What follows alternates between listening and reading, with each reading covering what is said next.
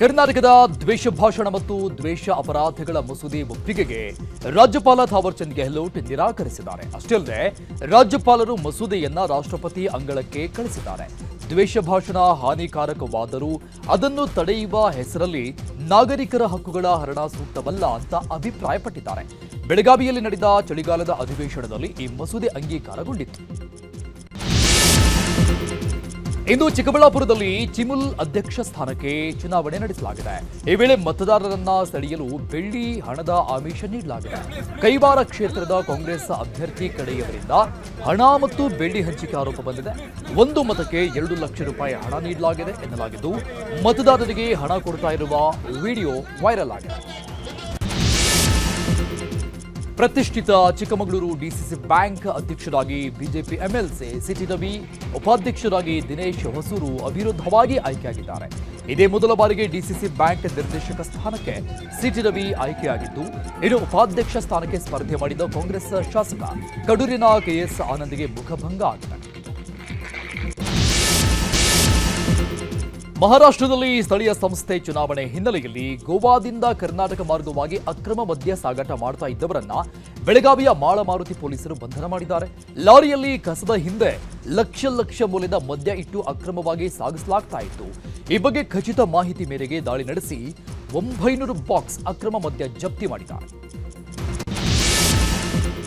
ಹಾಸನದಲ್ಲಿ ನಟ ಯಶ್ ತಾಯಿ ಪುಷ್ಪ ಅವರ ಸೈಟ್ ಜರಾಪಟಿ ಸದ್ಯಕ್ಕೆ ನಿಲ್ಲುವಂತೆ ಕಾಣಿಸ್ತಾ ಇಲ್ಲ.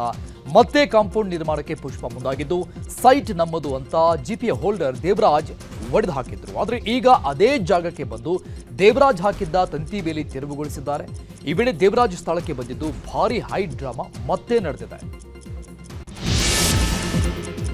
ಬೆಳಗಾವಿಯ ಚೋರ್ಲಾ ಘಾಟ್ನಲ್ಲಿ 400 ಕೋಟಿ ದರೋಡೆ ಪ್ರಕರಣಕ್ಕೆ ಸಂಬಂಧಪಟ್ಟಂಗೆ ಹಣ ಮಾಲೀಕ ಎನ್ನಲಾದ ಬಿಲ್ಡರ್ ಕಿಶೋರ್ ಸಾವಳೆ ಎಸ್ಐಟಿ ಎದುರು ಹಾಜರಾಗಿದ್ದಾರೆ. ಸಾವಳೆಯನ್ನ ವಶಕ್ಕೆ ಪಡೆದುಕೊಂಡಿರುವ ತನಿಖಾ ತಂಡ ವಿಚಾರಣೆಗೆ ಒಳಪಡಿಸಿದೆ. ಈ ಪ್ರಕರಣದಲ್ಲಿ ಬಂಧಿತರ ಸಂಖ್ಯೆ ಸದ್ಯಕ್ಕೆ 8ಕ್ಕೆ ಏರಿಕೆ ಆಗಿದೆ. ಟಿಡಿಪಿ ನಾಯಕ ನಾರಾ ಲೋಕೇಶ್ ವಿರುದ್ಧ ಅವಹೇಳನಕಾರಿ ಹೇಳಿಕೆಗೆ ಸಂಬಂಧಪಟ್ಟಂಗೆ ವೈಎಸ್ಆರ್ಪಿ ಮಾಜಿ ಸಚಿವ ಜೋಗಿ ರಮೇಶ್ ಅವರನ್ನು ಬಂಧಿಸಲಾಗಿದೆ.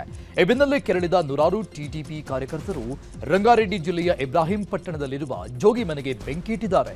ಸ್ಥಳದಲ್ಲಿ ಉದ್ವಿಗ್ನ ಪರಿಸ್ಥಿತಿ ನಿರ್ಮಾಣವಾಗಿದ್ದು, ಹೆಚ್ಚುವರಿ ಪೊಲೀಸರನ್ನ ನಿಯೋಜನೆ ಮಾಡಲಾಗಿದೆ. ಬಾಲಿವುಡ್ನ ಖ್ಯಾತ ನಿರ್ದೇಶಕ ರೋಹಿತ್ ಶೆಟ್ಟಿ ಅವರ ಮನೆ ಮೇಲೆ ಗುಂಡಿನ ದಾಳಿ ನಡೆದಿದೆ. ನಿನ್ನೆ ರಾತ್ರಿ ಮುಂಬೈನ ಜುಹೂನಲ್ಲಿರುವ ರೋಹಿತ್ ಶೆಟ್ಟಿ ನಿವಾಸದ ಮೇಲೆ ಫೈರಿಂಗ್ ಆಗಿದ್ದು, ಗುಂಡಿನ ದಾಳಿಯಲ್ಲಿ ಯಾವುದೇ ಪ್ರಾಣಹಾನಿ ಆಗಿಲ್ಲ. ಒಟ್ಟು 4 ಸುತ್ತು ಗುಂಡು ಹಾರಿಸಲಾಗಿದೆ ಅಂತ ಹೇಳಲಾಗ್ತಾ ಇದೆ. ಇನ್ನು ಪೊಲೀಸರು ಪರಿಶೀಲನೆ ಮಾಡ್ತಾ ಇದ್ದು ತನಿಖೆ ನಡೆಸ್ತಾ ಇದ್ದಾರೆ. ರೋಹಿತ್ ಶೆಟ್ಟಿ ನಿವಾಸಕ್ಕೆ ಹೆಚ್ಚಿನ ಪೊಲೀಸ್ ಭದ್ರತೆಯನ್ನು ಒದಗಿಸಲಾಗಿದೆ. ಬಲೂಚಿಸ್ತಾನದಲ್ಲಿ ಆಪರೇಷನ್ ಹೆರೋಫ್ 2.0 ಶುರುವಾಗಿದೆ. ಬಲೂಚ್ ಬಂಡುಕೋರರು ನಡೆಸಿದ ದಾಳಿಯಲ್ಲಿ 92ಕ್ಕೂ ಅಧಿಕ ಪಾಕಿಸ್ತಾನಿ ಸೈನಿಕರು ಸಾವನ್ನಪ್ಪಿದ್ದಾರೆ ಅಂತ ಬಲೂಚ್ ಲಿಬರೇಷನ್ ಆರ್ಮಿ ಹೇಳಿದೆ. ಈ ದಾಳಿಯಲ್ಲಿ ಪಾಕಿಸ್ತಾನಿ ಉಗ್ರರು, ಪೊಲೀಸ್ ಸಿಬ್ಬಂದಿ, ಗುಪ್ತಚರ ಸಂಸ್ಥೆಗಳು ಮತ್ತು ಭಯೋತ್ಪಾದನಾ ನಿಗ್ರಹ ಘಟಕಗಳ ಸದಸ್ಯರು ಸಾವನ್ನಪ್ಪಿದ್ದಾರೆ ಅಂತ ತಿಳಿಸಿದೆ. ಬಲೂಚಿಸ್ತಾನದಲ್ಲಿ ಅಶಾಂತಿ ಸೃಷ್ಟಿಸುವ ಪ್ರಯತ್ನಗಳಲ್ಲಿ ಭಾರತದ ಭಾಗಿಯಾಗಿದೆ ಅಂತ ಪಾಕಿಸ್ತಾನ ಆರೋಪಿಸಿದೆ. ಈ ಆರೋಪವನ್ನು ತಿರಸ್ಕರಿಸುವ ವಿದೇಶಾಂಗ ಸಚಿವಾಲಯದ ವಕ್ತಾರ ರಣಧೀರ್ ಜೈಸ್ವಾಲ್ ಆಂತರಿಕ ವೈಫಲ್ಯಗಳಿಂದ ಗಮನವನ್ನ ಬೇರೆಡೆಗೆ ಸೆಳೆಯಲು ಪಾಕ್ ಕುತಂತ್ರ ಅಂತ ಭಾರತ ಹೇಳಿಕೊಂಡಿದೆ. ಇರಾನ್ ಬದಲಾಗಿ ಭಾರತ ವೆನೆಜುವೆಲಾದಿಂದ ತೈಲ ಖರೀದಿಸಲಿದೆ ಅಂತ ಅಮೆರಿಕ ಅಧ್ಯಕ್ಷ ಡೊನಾಲ್ಡ್ ಟ್ರಂಪ್ ಹೇಳಿದ್ದಾರೆ. ಅಲ್ಲದೆ ಭಾರತ ವೆನೆಜುವೆಲಾದಿಂದ ತೈಲ ಖರೀದಿಸಲು ಒಪ್ಪಿಕೊಂಡಿರುವುದು ಉತ್ತಮ ನಡೆ. ಚೀನಾ ಕೂಡ ಇದನ್ನು ಒಪ್ಪಿಕೊಂಡಿದೆ. ಚೀನಾ ಮತ್ತು ಭಾರತದ ನಡೆ ಸ್ವಾಗತಾರ್ಹ ಅಂತ ಟ್ರಂಪ್ ಹೇಳಿದ್ದಾರೆ. ಅಮೆರಿಕ ಮಧ್ಯಸ್ಥಿಕೆಯಲ್ಲಿ ರಷ್ಯಾ ಯುಕ್ರೇನ್ ನಿಯೋಗಗಳ ನಡುವಿನ ಮತ್ತೊಂದು ಸುತ್ತಿನ ಶಾಂತಿ ಮಾತುಕತೆಗೆ ವೇದಿಕೆ ಸಿದ್ಧವಾಗಿದೆ. ಫೆಬ್ರವರಿ 4 ಮತ್ತು 5ಕ್ಕೆ ರಷ್ಯಾ ಯುಕ್ರೇನ್ ಮಧ್ಯೆ ಅಬುದಾಬಿಯಲ್ಲಿ ಮಾತುಕತೆ ನಡೆಯಲಿದೆ. ಈ ಅರ್ಥಪೂರ್ಣ ಮಾತುಕತೆಗೆ ಯುಕ್ರೇನ್ ಸಿದ್ಧವಾಗಿದೆ ಅಂತ ಯುಕ್ರೇನ್ ಅಧ್ಯಕ್ಷ ಝೆಲೆನ್ಸ್ಕಿ ಹೇಳಿದ್ದಾರೆ. ಕಂಡು ಕೇಳರಿಯದ ಪ್ರವಾಹಕ್ಕೆ ಚಿಲಿ ತತ್ತರಿಸಿ ಹೋಗಿದೆ. ಸ್ಯಾಂಟಿಯಾಗೋದಲ್ಲಿ ಭೀಕರ ಪ್ರವಾಹ ಪರಿಸ್ಥಿತಿ ನಿರ್ಮಾಣವಾಗಿದ್ದು, ಕಾರುಗಳು ತರಗೆಲೆಗಳಂತೆ ಕೊಚ್ಚಿ ಹೋಗ್ತಾ ಇವೆ.